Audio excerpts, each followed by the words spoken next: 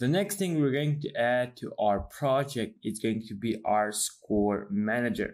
So let's go ahead and do that. First of all, we're going to go to scripts, and here we're going to add a new folder. Let's call this maybe gameplay, or actually call this manager scripts. So manager scripts, like this, because we're going to have our level manager, not level, but sound manager, and our score manager like this.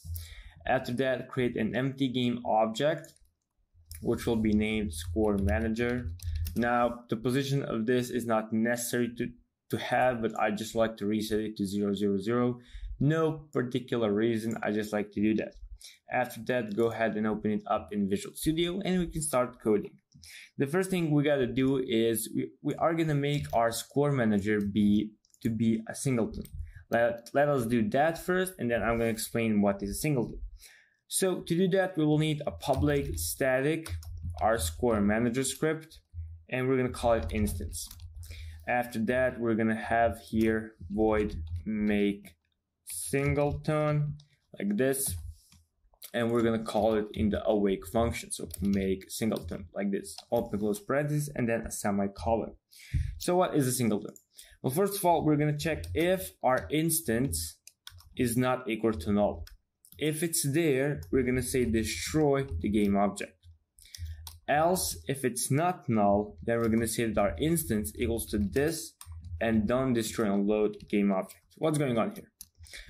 Well, by default, you should know that if you're in one scene, for example, we're in this scene, sample scene, we could change the name of it to the like game scene or gameplay. So main scene, I don't know, reload.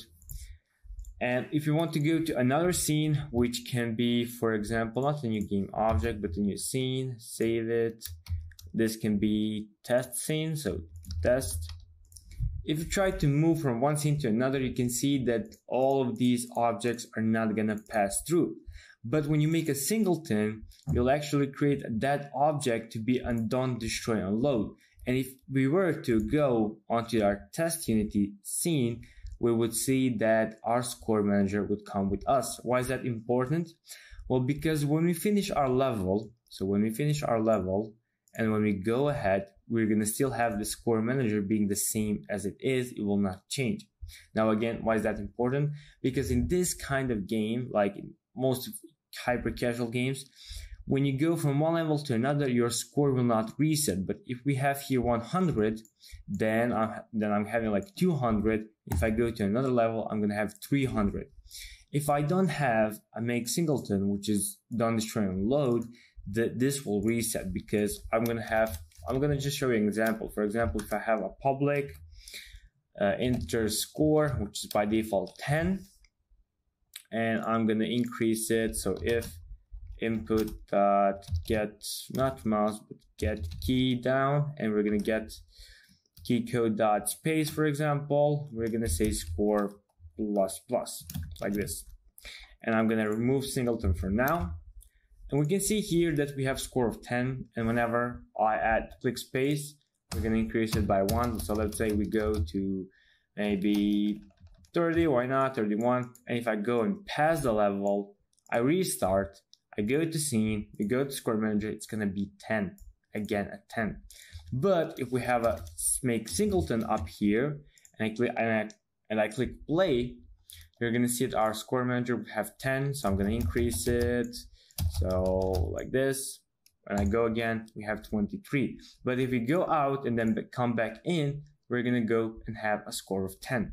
That is what we want. Now, if you don't want that, another way to do it is to use player preferences again. So you can just go ahead and use the score equals to player preferences this or that.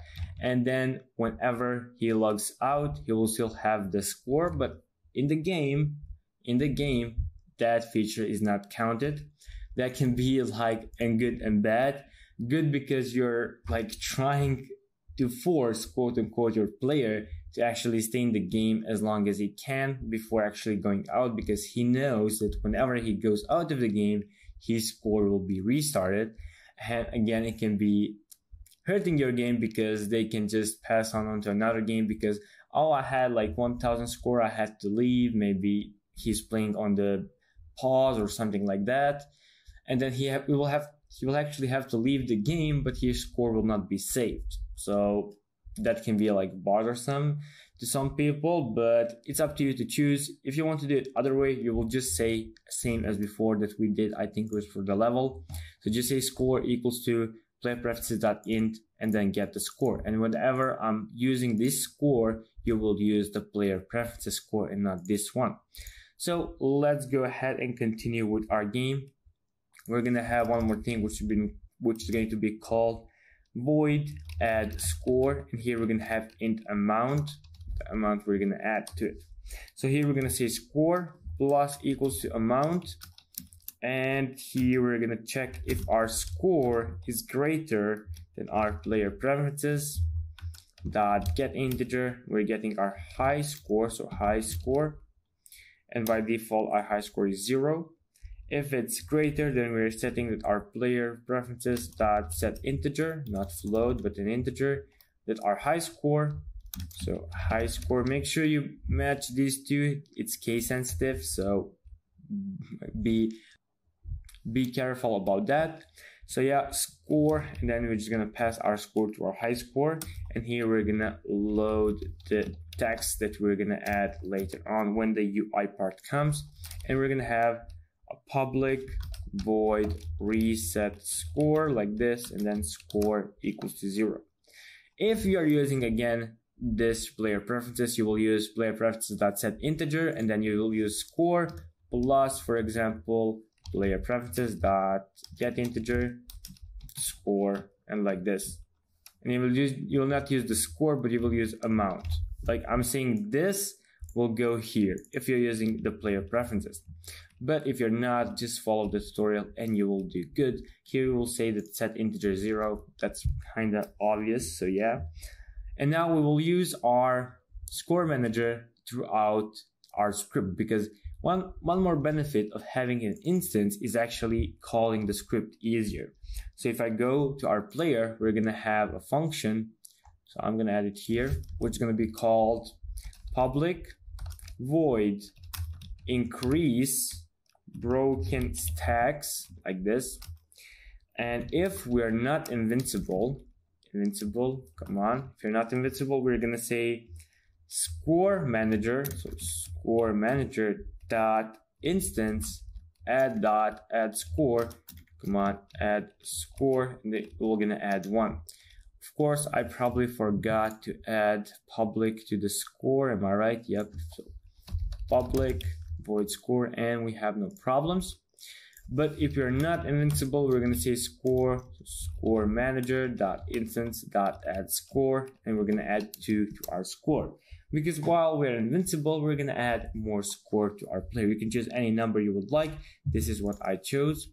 And inside of our void start function, like this, we're going to call our add score, so it actually loads the text, because it's loading the text just when we call out our add score. It's not always there. Also, where we're going to add this, well, we need to go to our stack controller to actually call whenever our stack is done. So here we're going to say find object of type. We're searching for the player, open close parentheses, and then add increase broken stacks, open close parentheses, and semicolon.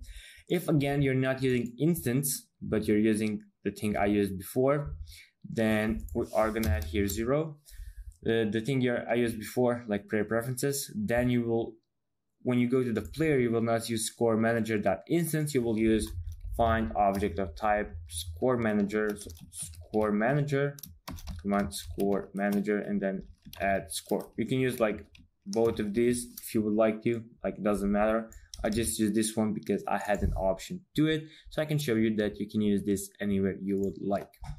As for our score, that will be pretty much it. The only thing I'm gonna do is remove the updating, and I'm just gonna here print out our score, so we actually know where we are currently at, so score and then semicolon. So if I go here, press play, we can see that I click on it, we have 12 because we're starting with 11. So as you can see, whenever I destroy a stack, I'm actually gonna increase my stack. But one more thing I did not add is when do we restart? That will be when we die. So like here I'm going to say 0, and when we die, for example, when we hit the game over thing, we can say here not sound, but ScoreManager.instance.reset score, and we're going to reset our score. So we start back from 0. So yeah, guys, that will be it for our ScoreManager. Hope you like it, and I will see you in the next video.